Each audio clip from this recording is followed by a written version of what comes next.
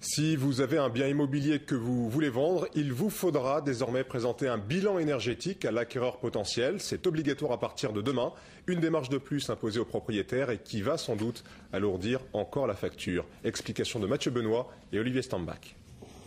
Évaluer la quantité de gaz à effet de serre émise par votre logement, c'est le nouveau métier de ce diagnostiqueur. Donc la première phase, un mesurage.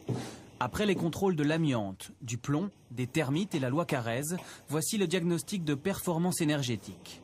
Obligatoire dès demain pour toutes les ventes de biens immobiliers.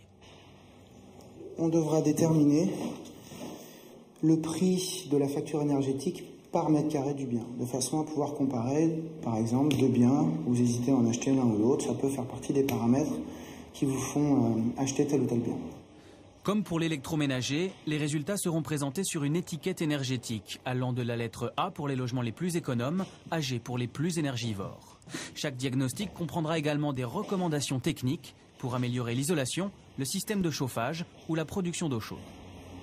Jusqu'à présent, tous les diagnostics techniques donnaient une information pour dire à l'acquéreur, vous avez de l'amiante, vous avez des termites. Mais on ne lui disait pas combien ça va vous coûter pour traiter le problème. La nouveauté aujourd'hui, c'est qu'on lui donne un ordre de grandeur en lui disant, voilà, si vous voulez améliorer les performances énergétiques du bien, ça va vous coûter grosso modo telle somme. Un diagnostic de performance énergétique coûte entre 100 et 250 € en fonction de la superficie. Une information supplémentaire pour mieux choisir son futur logement ou tenter de réduire les émissions de gaz à effet de serre. Après les transports, le secteur du bâtiment constitue la deuxième source de pollution en dioxyde de carbone.